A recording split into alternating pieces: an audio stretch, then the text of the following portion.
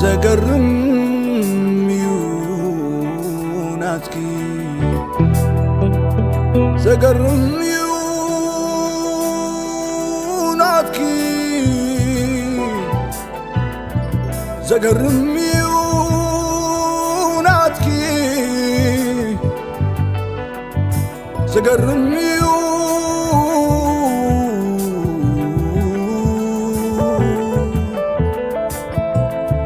زقرميو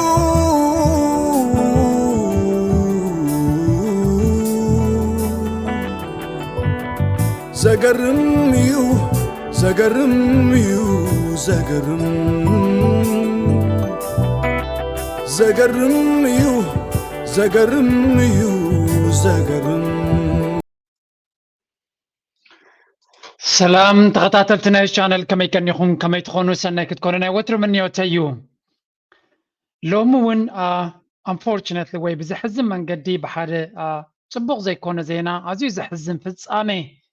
قدمي استوسنا ساعات زقاطمه قتلت ناي حدا إيرتراوي عب إسرائيل إنا خنزارب مچم بتدقاقامي إنو ريو أب حبرتسبنا زكاية زلو ወይ ካብ ዛዕባ ሕብረተሰብና ዝወፅእ ዘሎ እንተሪናዮ ኣብ ዝደገ ዝነብር ዘሎ ህዝቢ ካብ ሕማቕ ናብ ዝበኣሰ ዝኸይድ ዘሎ ኩነታት እምበር ናብ ዝፀበቐ ዝኸይድ ኩነታት ከም ዘይብልና ኩልና ንፈልጦ ነስተውዕሎን ኮይኑ ይስምዓኒ ከምቲ መቐፀልታ ኣብ ዝተፈላለዩ ወገናት ናይ ኣብ ዝተፈላለዩ ሃገራት ናይ ኤውሮፓን ኣሜሪካን ከምኡውን ኣብ እስራኤል ንሪኦ ዝነበርና ምትፍናን ንህልካ ከም ውፅኢት ምናልባት ንገለገለ ደኣ ኣገሪምኩም ክኸውን ይኽእል እምበር እቲ ዝረኣናዮ ባእስን ዕግርግርን ንኣብ ከምዚ ክምዕብል ከም ዝኽእል ናይ መብዛሕትኡ ሰብ ገምጋም ዝነበረ እዩ ስለዚ እንታይ ኣጋጢሙ መጀመርያ ምንርኢ ናይ ዝተፈላለዩ ሓበሬታ ከብየ ምክንያቱ ዝተጨበጠ ሓበሬታ ንኽትረክብ ኣፀጋሚ ስለ ዝኾነ መጀመርያ ኤልሳ ጭሩም ኣብ ናታ ፔጅ ኣብ ፌስቡክ ዘውረደቶ ሓበሬታ ክንርኢ ክንፍትን ኢና እንታይ ዝብል እዩ ሓደ ኤርትራዊ ደላይ ፍትሒ ኣብ እስራኤል ብደገፍቲ ኣረሜን ስርዓት ኤርትራ ትማሊ ለይቲ ብከቢድ ካራ ተወጊኡ ሆስፒታል ተወሲዱ ክሕከም ድሕሪ ምፅናሕ መወዳቱ ከቢድ ስለ ዝነበረ ዓሪፉሎ ብዛዕባ ዕረፍቲ ፖሊስ ዝተፈላለዩ ሓበሬታታት ሰለስተ ፖስት ገይራላ ኤልሳ ኣቅድም ኣቢሎም ሓቢሮም ኣለው ተመሊስና እንተሪናዮ ካብቲ ናታ ውፅኢልና ወላ ኣብቲ ኮሜንት እንተሪኢኻ እውን ብዙሕ እቲ ኩነታት ሰብ ኣብ ስምዒታት እዩ ይዛረብ ከም ዘሎ ናይ መወዳእታ ፖስት ናታ እንተሪኢና ቅድሚ 11 ሰዓት ማለት እዩ እዚ ኣብ እስራኤል ተቐቲሉ ዘሎ ሓውና እቲ ቅትለት ኣብ ሎሚ ዘውግሐ 26 መስከረም ኣብ መንጎ ሰዓት 2 ስጋዕ ሰዓት 2 ፈረቓን ኣብ ዘሎ ግዜ ተፈፂሙ መዋቲ ካብ ስርሑ ናብ ገዝኡ እንዳተመልሰ ከሎ እዮም ኣድብዮም ፀኒሖም ቀቲሎሞ ደገፍቲ ኣረሜን ስርዓት ኤርትራ ሰብ ከደናግሩ ናይ ሓሶት ሓበሬታ ይዝርግሑ ስለ ዘለዉ ከይትደናገሩ ዝብል ሓበሬታ እዩ ቅድሚ ናብቲ ኣብ ሳሕል ፕረስ ወፂኡ ዝነበረ ምርኣይና ኣብዚ ንእሽተይ ሓረስ ትበሃል ናይ ኣጋዚ ገዝጣ ናይ እስራኤል ኤርትራን ኣሳልም ሲከር ስታብ ቱ ዴት ኢን እስራኤል ኢሉ ኣሎ ስለዚ ሓደ ሰብ ብብርቱዕ ብካራ ክሳብ ናብ ሞት ዝወስድ መጥቃዕቲ ከም ዝወረዶ እዩ ዝገልጽ ዘሎ ከዓብየልኩም ቅርብ ክንርኢ ምናልባት ኩሉ እቲ ሪፖርት ኣይክፈተለይን እዩ ዘሎ ሰብስክራይብ ገብር ስለ ዘለካ ዌብሳይቶም ግን ኢን ጀነራል እንታይ ይብላ ኣሎ police are looking into the possibility that the victim was an opponent of the Eritrean government and the killer a supporter of the regime so እንታይ ይብላ ኣሎ ሓንቲ ካብታ ኣትሪራ ክዛረባ ዝደሊ ዘሎ ዛነት ብዝያያ እንታይ እዩ ከስዩ ፖሊስ ገና ውዱእ ሓበሬታ ከም ዘይረኸበ ዝገልጽ ዘሎ ጠርጠራ ክህልዎ ይኽእል እዩ እቲ ተሃሪሙ ዘሎ ናይ ተቃዋሚ ናይቲ መንግስቲ ክኸውን ከም ዝኽእል እቲ ቀቲሉ ዘሎ ዝበሃል ዘሎ ድማ ደጋፊ ክኸውን ከም ዝኽእል እዩ ዝብል ዘሎ ተቐላጢፍና ፖሊስ ምፅራይ ከይገበረ ወይ ከይወድኦ ከሎ እንህቦ ዘለና ሓበሬታ ግን ኣብቲ ሕብረተሰብ መሊስና ላምባ ንቐስቀስ ከም ዘለና ገይረ ጥራይ ትወስዳኒ ድሓን ንቐፅል ብምሉእ ሪፖርት ክበና ይካለን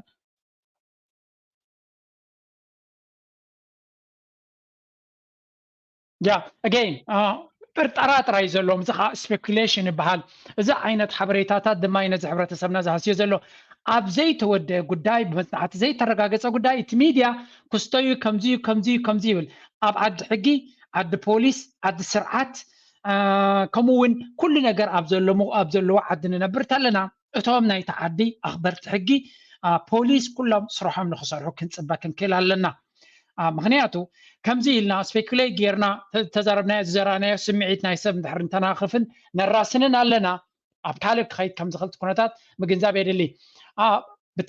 ብመንፅሩ ብካልእ መንገዲ ክንሪኦ ከለና ሳሕል ፕሬስ ዝብል ፔጅ ድማ ኣብ ናቱ ከም ዘስፈሮ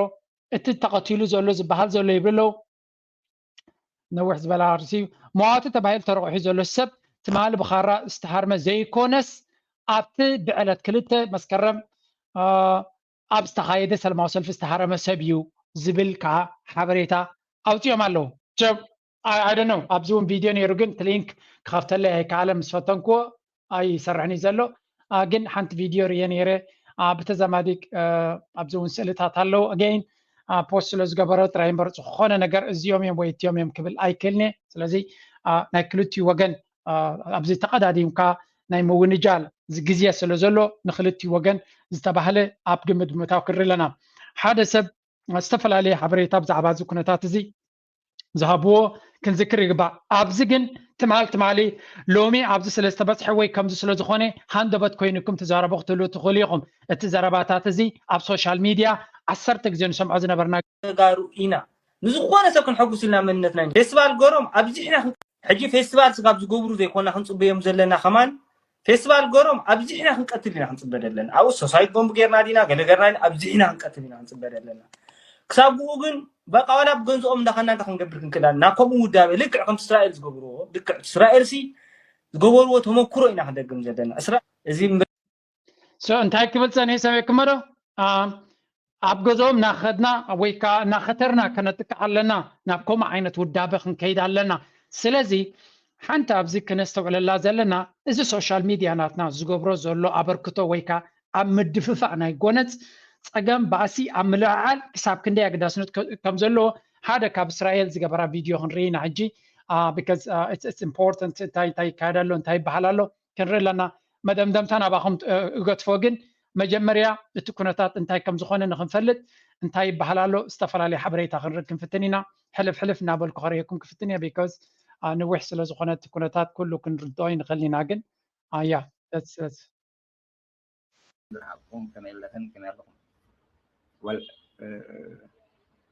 وبين يكون نسمع لنا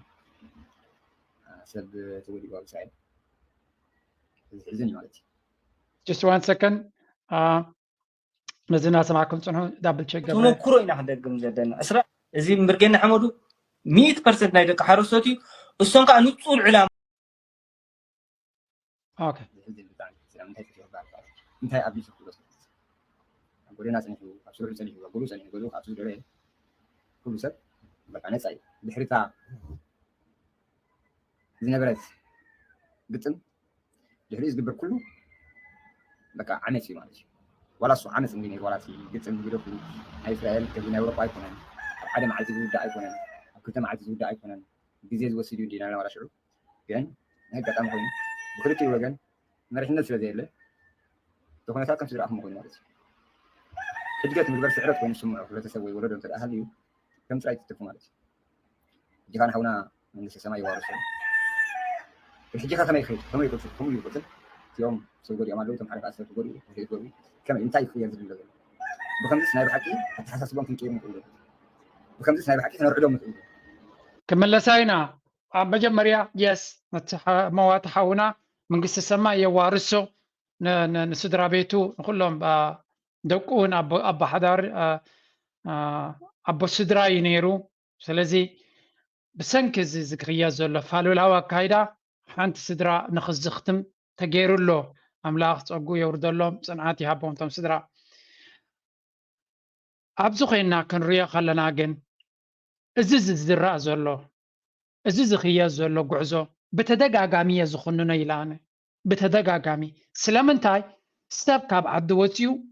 ኣብ ዓዲ ዘሎ ሲስተም ስለዘይመችኦ ስለዘይጠዓሞ ስለዘይማእምኦ ወፂኡ ኣብ ስደት ብሰላም ክነብር ኣብ ዝተፈላለየ ሃገራት ተዓቂቡ ኣሎ أبزت عقيب لزول عدد ما بحجن سرعتنا يتعدي تمازيزو نكخيد مثلا اللو أبتح تتت حجنا يتعدي زجبرو نحجك ساب زي تحسد ما نفس وكسب نسخي يخون نسخي معر مسلي زلك ناتكا مسل كابنا يتعي عبي أي نقص زي نصر تكون كتكل الله أنا سب ولا نشيط أن تدقفت أقامي بالليل كساب أبتان نبر الله زلنا عدي حجز حلوي كاب حجو وصاي تخينو بحجاو من قد تقالسو حجست سجيركا كي نحج حليفكا نحجت حيسكا نسب قبل على السب يكون قبل علي اكوب سبات زقبر زلو ابا على دياب كالس زقبر زلو جن بترير يزخننا نفتح يزق على زلو ولا نديمقراطيه يزق على زلو زبل قبول هيكونن مخنياتو فتحاو كتكون لك مجمريا ديمقراطياو كتكون كتكل لك نسخه ديمقراطياو خي كونكا مثلنا كالوت كي حلقه مثل كتوعس هيتقلنيها بحق حقت حيسكا تخيد انت لها أنصار حق تخيت لها حقن حقاونتن كتلبس مسألة يبلكان بقعات يبلكان it has to be very clear نغتسل مخنياتو من يكحتتلون الزبل أبزيادة أدي حرزاب فيديو هون ريينا تناوي تصوم زنبور سباتي أبزي حجمت يزلخو هلا تناوي تصوم زنبور سباتي أبزي حجمت يزلخو تي نايل بي تحكي زبهال أنا خزارة ولو دليل يزلخو مخنيات كل جزء حبابينا شفافينا نقرات متفتف مو جخري أقولهم في اللي أجيد نزمان سي عينو يعويركا كرر زلو نجر ويكجومتو زلو نجر كير آخا كيتراي نابلكا لامبا تايز بحال ندادي تهبل أنا تقولي أبزي وصو حزقتنا خاطو زكبر دلو نجر سلزغنا أنا أجيد خزارة ولا زلو نجر على زخوانا سدتين يعيبل عند حردا نزا هاجر تان سلام ويحسنت ناي حزبي بس إذا سجق خوينو ويدما نديمقراسن نصانتن زجهز خوينو ناي متراز تخولو ويدما نابت زنبر ناي مملاس تخولو الله يبل مالتي اتزعابي جبنا بزعدغن قبل علي بوليس وي قبل علي سراحتنيا منغستي مهرمت مستفتمي نفتحي ندحر اتقالس الله خونكا فتحاولنت كتفلطح تقلالك فتحاولنت كتلبسح تقلالك مبزحت جيزي تسمعون كلها انا كوا غنص ايفوتني ግን ردوم يجيم من سيات قلق بحال كله انا يلا خلان ذا ጉዳይ نعيكم تግርኛ بتግርኛ تردأن مالتي اتمنى ግን ዝኾነ ተኾነ انا ናቱ ተሓታትነቲ አይ ናታንያሁስ ቀይሕ ዝገበረ ማልያ ሰጎየ ሰማያዊ ዝገበረ خطرفه ይድኽብል እሱ ዳም ወሸለ መፍተቱ ረኺቡ አሽንኳይዶ ኤርትራውያንስ ኩሎም ወላ ሱዳናውያን ወላ ካልኦት አፍሪካውያን ክሰጉግ ዝተወደኦን መንእሰይ እንዳበልካ እንታይ ማለት እዩ ተወዲኡ ወደ ኮነን ካብ ዓዱን ታማሞ በዙን አዲን ገዲፉ ዝወፀ እንታይ ኮይኑ ዳይ ሕጂ ስጋ ሕጂ ተረድኦን ነይሩ እዚ ኩሉ በረኻን እዚ ኩሉ ባሕርን ሰንጢቆ መፂ ሳይተረድኦን ነይሩ እዚ እኮ ፀርፊ ኮይ በቃ ስኻ ፀገም የለን ኪት ሓታቲ ኩሉ ግዜ ህግደፊ ተሓታቲ ህግደፍ ኣይኮነን ናይዚ ጉዳይ እዚ ኣብዚ ዓዲ ሕጊ እዩ ዘሎ ነፍሲ ወከፍ ሰብ ናይ ታሱ ዝገበረ ባዕሉ ተሓታቲ كندي سبب كو بزعدي من بارسينا كل نجار كبيدوم أبشكر زاتو سبات الله زم كم زعين السبات فراجايل سلزقون وأبقربا سلزلو بتحركانهم بتقطعوا تتقين كان نعو أجهم من قصتي هقدر في تحتاتي هو نورمال كوي أب فرنساون كم جبرو كويم تجمع لهم كيدو تراي حنتي تخونني خم قالن دابلكا أبشكر متى انتهي بحالتي بس انتهي وصل نو زمن سيكون نموت بقى حج ولا تموتكو ايقدشن اليو بلو لغبوا ايتموت بلو بر ايتموت انت بلو كلمه خاص تحنت بلو لمنتاي يموت كم مود يكون هادي ممتي حر العلغلو تحما نجر حاسوت ويجيغا حبريتا مهاب زي انا فصم زي كبلا نجر انت خونا حق نقرب بعلو شعوت من سيد الله يقر حقن حقاونتن اب مخبر زي ادما اب نفسنا سمعكم اللهم زي تمال منسي بخمزين حد حدوكو كساتر زغزغز زنبره زدفافز زنبره حيلي لوم تغمتيلو حلافنت ايوزدلو منيو وي دما لوم تغمتيلو نتمنسيات سلمتاي كمزا غاطيمو غلملبل كمزا عينت بروتاليتين ጭካነን ዘለዎ ባሲ ትርዝ ነበርካ ተማሊ عوتن تعويتنا دو جنبار أفريسنا ديل كاتزارب زنبركا لو من جوه أب كمي درجة خوات كهم زغلو الزنا جرات زي أب كم زي ببترن بإنشايتن تهراري مم بخمي ملكعيو بقول تمكم بقول فوق تمال كم زي عينت بروتاليتي أبني حد حدوز إذا برز نبره كمي جيريو تجونس أي كتسلنيو شعم عالت كم زي كعسجري تودي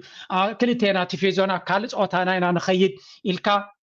نير تراويان سلزي تفلدي خا بحلنا عد خاص سلزي تفلدي خا أكيدنا حبرة السب كاس سلزي تفلدي خا أبحد أولا استبع اسكا كنزي نحت حد كاي يعني خان هاريم كان زخت كايو كمي جيريو قصل كم زي قبل زي رداكا انت عينت دماونت انت عينت سلي امونغو حزب تفطر كم زلها كمي جير كاشك علي الكحليف قالومي كم زي خوني تبل دلها اتهم كم زي نزي نغر زي نزي غونس زي كننون ازي تطاو قبل زي سرحون زلو انا اوتوماتيكالي نزي نغر زي كم موتيفيت زغبر زلو جيريد وزدو سلامنتاي كم زي عينت غونس كايت كله بكل عينت مدر اب ايرتراين تراي كون اب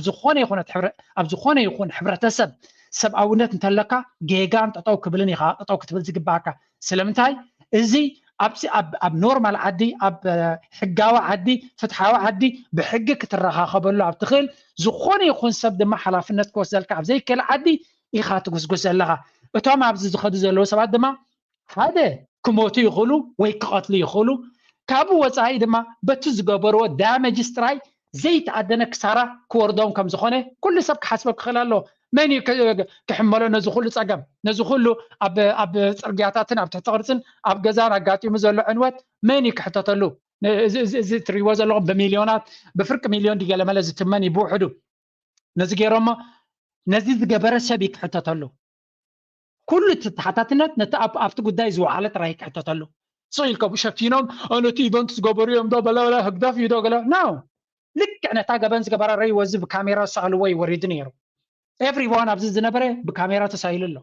سلازي نتي اولاد زسبره نت مندق زسبره نت سب زحرمه نت سب زقتله نت سب زقطقته كل عينت عنوا زورده بكاميرا تغير نسيك حتى الله مخنياتو سلاماو سلفي تقبر امبر غزا تفرس فقدالك حق سلازي له سلاماو سلفي كتقبر رحيل كادامبر حليفك عنوات كتورد قبل على حساب النبرتن زفقدالك حقن بوليسن سلازي له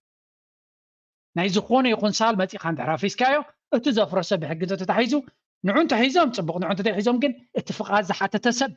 نتسلم مع سلفن خجبر فق زحته تسب نسيك حتى طه مغنياتو نزف سلام مع سلف تقبر كلغه مانيك حتى اليوم زبلو سبحان جو بتنس خاز قبر كاس سلام مع سلف ان وتوريدو اتوم تكالات من يوم كحتو ذاتس وايد ما فغازعت زد لي سلام مع سلف متيل كابتر غيركا ان ود غيركا كطفس لتخل ذاتس واي حقاو من قد تختال زلكا እዚ ኩሉ ዝግበር ዘሎ ኩነታት ድማ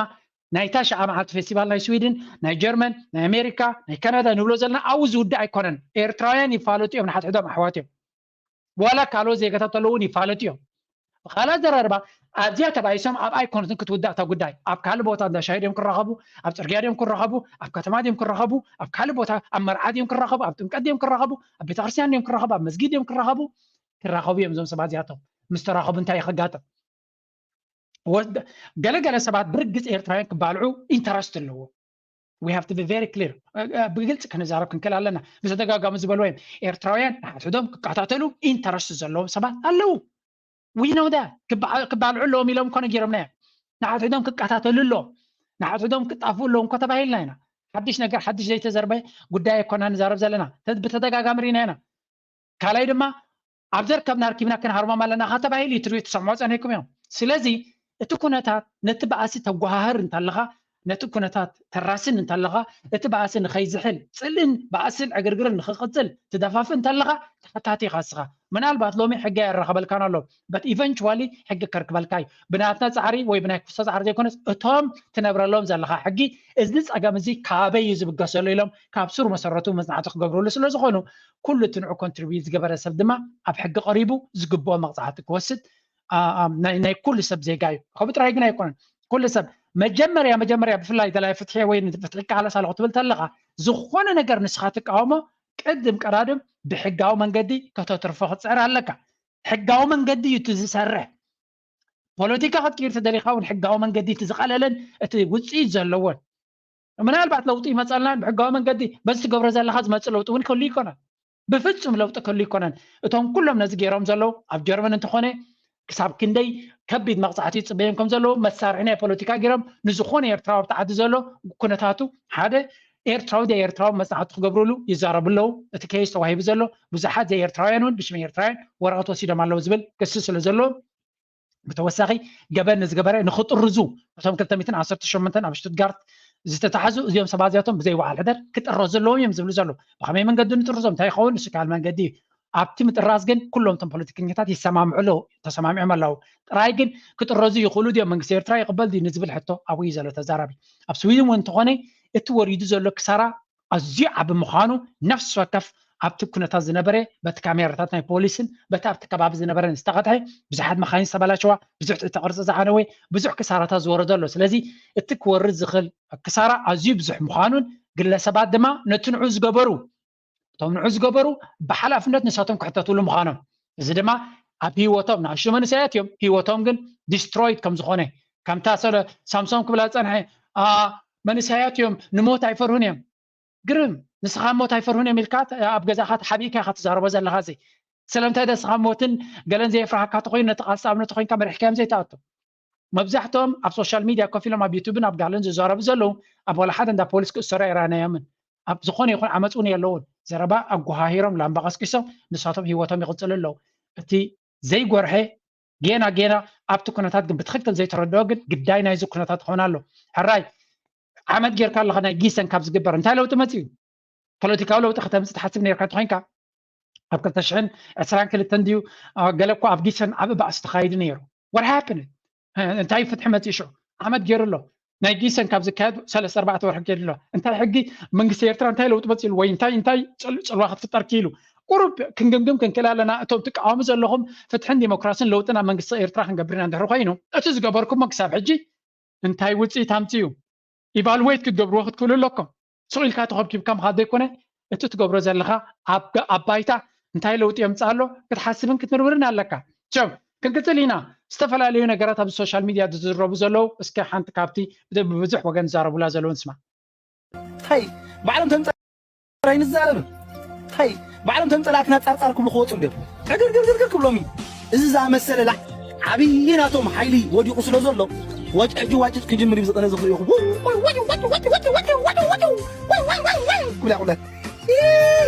ጉዳይና ይኮነን ንሰምዕ እንዳጨረምና ረብዓ ግመር ኣለኻ ዶ እንዳጨረምና ክንከታተል ኢና እዚ ቅነዚ ዕረፍቲ ክቕኒ ካብዚ ሜድያ ክዕዘብ ዝዓበየ ስራሕ ሰሪሕና ስለ ዘለና ሕጂ ንዕዘብ ኢና ሕጂ ውይ ክበሃል እዮም ክባልዕ እዮም ስለዚ እዚ ቅነዚ ሓትክን ሕጂ ወታደራት ኢኹም ዘለኹም ዝኾነ ላይፍ ኪኣቱ ፀኒልካ ምርኣይ ጥራሕ ሰለስተ መዓልቲ ዋጭት ቅየራ ትብዎም ኢኹም ዓባ ኣድጊ ወዲቕዎም ዘሎ ዓባ ኣድጊ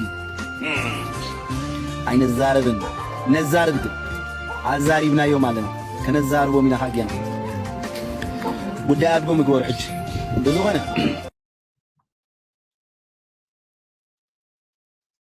ሓትክን ሕጂ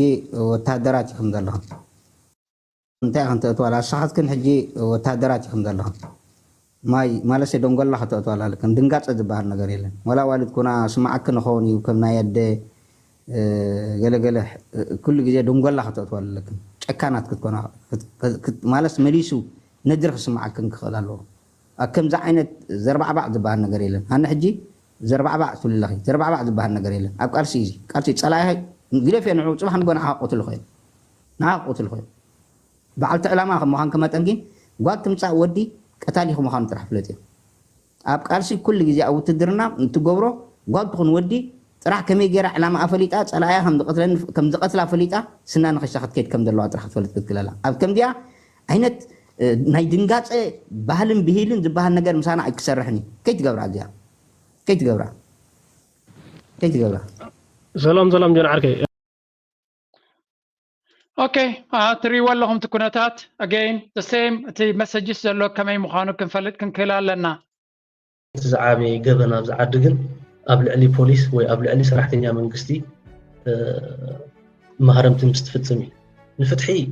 እንድሕር ዳኣ ትቃለስ ኣላ ኮንካ ፍትሓውነት ክትፈልጣ ክትክእል ኣለካ ፍትሓውነት ክትለብሳ ክትክእል ኣለካ መብዛሕትኡ ግዜ ክትሰምዖም ከለካ ኣነ እኳ ብነፃ ይፈትን እየ ግን ርድኦም እየ እዚኦም መንእሰያት ገለ ክበሃል ከሎ ኣነ የለኹላን እዛ ጉዳይ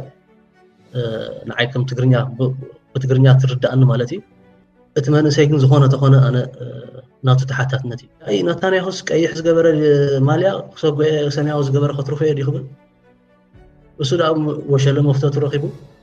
ኣሽንኳይ ዶ ኤርትራውያን ኩሎም ዋላ ሱዳናውያን ዋላ ካልኦት ኣፍሪካውያን ክሰጉግ ዝተወድኦን መንእሰይ እንዳበልካ እንታይ ማለት እዩ ተወዲኡ ወደ ይኮነን ካብ ዓዱን ታማሞቕ ገዝኡን ኣድዩን ገዲፉ ዝወፅእ እንታይ ኮይኑ ዳ ሕጂ ስጋ ሕጂ ተረድኦን ነይሩ እዚ ኩሉ በረኻን እዚ ኩሉ ባሕርን ሰንጢቑ መፂስ ኣይተረድኦን ነይሩ እዚ እኮ ፀርፊ ኮይ በቃ እስኻ ፀገም የለን ኪድ ተሓታቲ ኩሉ ግዜ ህግደፊ ተሓታቲ ህግደፍ ኣይኮነን ናይዚ ጉዳይ እዚ ኣብዚ ዓዲ ሕጊ እዩ ዘሎ ነፍሲ ወከፍ ሰብ ናይ ታሱ ዝገበረ ባዕሉ ተሓታቲ እዩ ክንደይ ሰብ እኮ ኣብዚ ዓዲ ምንባር ሲኢና ኩሉ ነገር ከቢድዎም ኣብ ሽግር ዝኣተው ሰባት ኣለዉ እዞም ከምዚ ዓይነት ሰባት ፍራጃይል ስለ ዝኾኑ ወይ ኣብ ቀረባ ስለ ዘለዉ በቲ ሕርቃኖም በቲ ቁጥዖም ተጠቒምካ ንዑ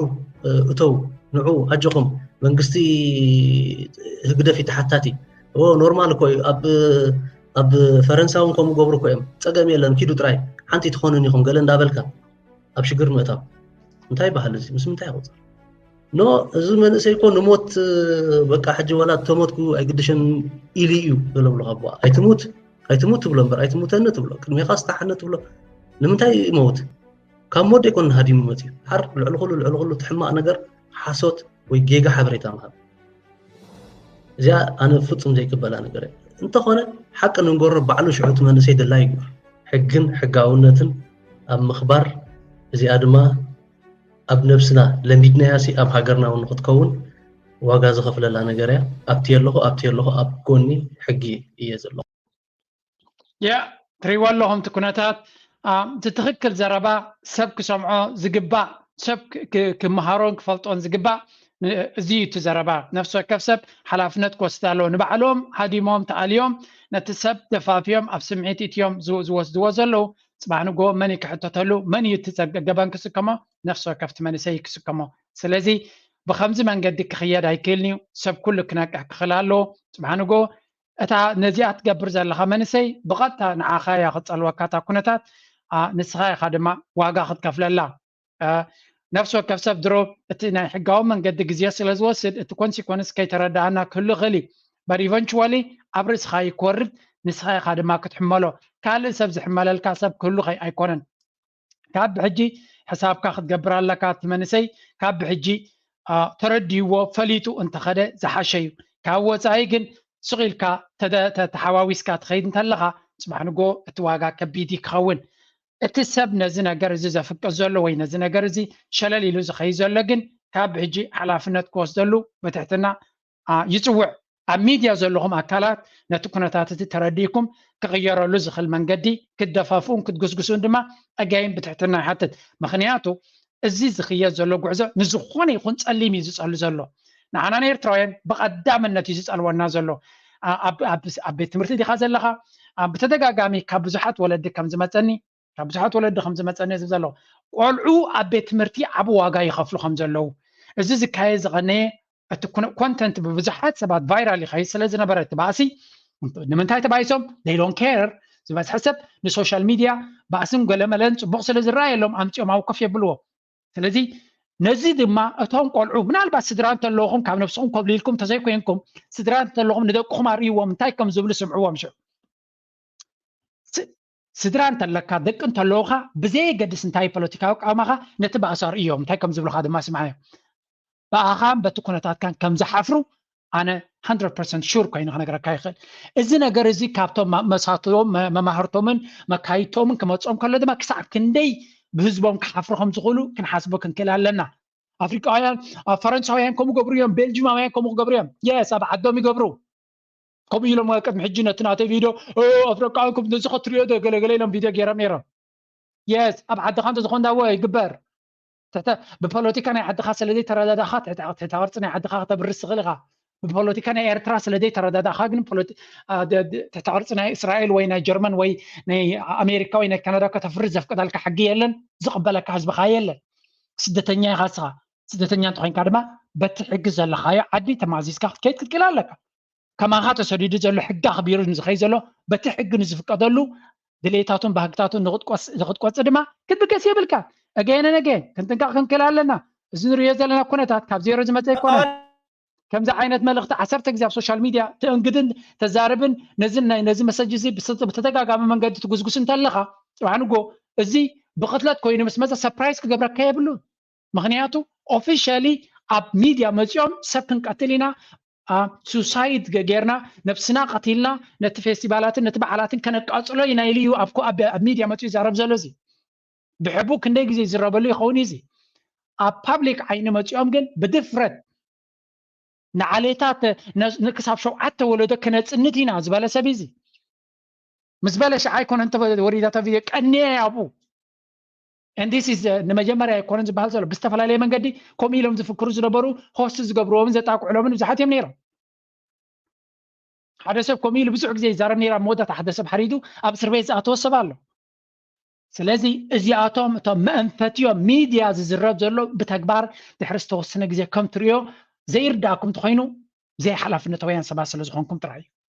مبر سخات زارب زلغ ازين هنا زارب زلنا انا زارب زلغو باسن اغرغرن تطاو نخبلي مخنياتو اتن زارب زلنا دحرستو سنسب مستكال صقط زلو اب غبر كبعل سلازغني فقرنا سبخنا كمان هي كالنا هنا لنا غدف باسن اغرغرنا سبخ كان غهم مشيتن نساعات زت غزغسوم تلغا صبحنغو سبات مسموتو كتسنبدي بالكان وي كا سربرايز كونا كابلون اتكم تقبر نبركا كو حساب لبخاي سمير الكازلو ويكم سمير لكم زلتهم نباسن نصلن تغسغسو زنبركم نخومو نزاربو تنقدو زنبركم ولا نسخم اني بالكونا مناتي channel مصيو غني لو تلكا يس بلاتفورم كفيت كالم تناتو حما حساباتنا باشحات سبات حليفو كالوت اب قربا زنبرو نتسغمت ناب تكبار كغيرو لامباخ حويس كاليخا ندادو وسيق كاليخا تكونتات لذي نفس وكفسب بحلافنت كريو خلالو زدل سغمت كوسدالو نفس وكفسب دماي حلافنت كوسدالو ابزي بخمزه كنقصل هاي نخلينا كم حبرتسب اب كل مداي دما كرخا قبلنا سلازغل بتري يخوننو هزي ما يتزول حونا ازي حزناني ماني فصيمو بزي قدس this has to stop زي تطو قبل خلالو صلالي يزن خد زلنا منقدي بيناي وغنايت بوليتيكا لخا تطو قبل خلالو بباسن بمقتت على بمتهرامن زفتح ነገር የለን ነቲ ዘሎ መሊስ ካተخሮ ይኻ ዘለኻ ነቲ ዘሎ መሊስ ኪ ክተኽፍዮ ዘለኻ ይኖ ብዙሕ ሰዓታት ምተዛረብኩን ይረግን ወላ ሓንቲ ትርጉም የብሉን ንሕጂ ኣስተውዒልና ነቲ መንገዲ ክንከዶ ተረዲእና ክንከዶ ምስትውዓል ክንውስኽ እየ ዝደሊ ካብ ወፃኢ ግን ኣነ ክብሎ ዝኽእልን ክገብሮ ዝኽእልን ድሩስ ስለ ዝኾነ ፕሊዝ ነዛ ቪድዮ ናብ ካልኦት ኣብፅዕዋ ሰባት ብዝተኻለ መጠን ነዚ ነገር ኣንፃሩ ጠጠው ክንብል ኣለና ብዝከኣለና መንገዲ ድማ ኣንፃሩ ክንጉስጉስ ኣለና እዚኣ ጥራይ መልእኽትናተይ ካብ ወፃኢ ክብሎ ዝኽእልን ክገብሮ ዝኽእልን የበለ የለን ሰፖርት ግበሩ ናብ ካልእ ኣብፅዕዎ ገለ ንገለ ወላ ንሰለስተ ሰባት ተቐየረት ኣይፍለጥኒ እናበልኩ ናይ ሎማ ርሳብ ዝቕውዴ ብሰፊሑ ግን ካልእ ብዛዕባ እዛ ርሳት እውን ከምፅእ ክፍትን እየ ነዚ መወት ዘይኮነስ ብኸመይ ክንኣክቶ ንኽእል ዝኽእል ዝተፈላለየ ትሕዝቶታት ክቕርብ ክፍትን እየ ናትኩም ሪቶ ናትኩም ሓሳባት ዝጎደለ ዝውስኽ ነገር ሓበሬታ እንተሎ ኣነ ዘይበልኮ ኣብ ኮሜንት ሴክሽን ግደፉ ካብኡ ክመሃሩ ስለ ዝኽእሉ እናበልኩ ክሰናበተኩም እየ ፀፅብቑ ቻው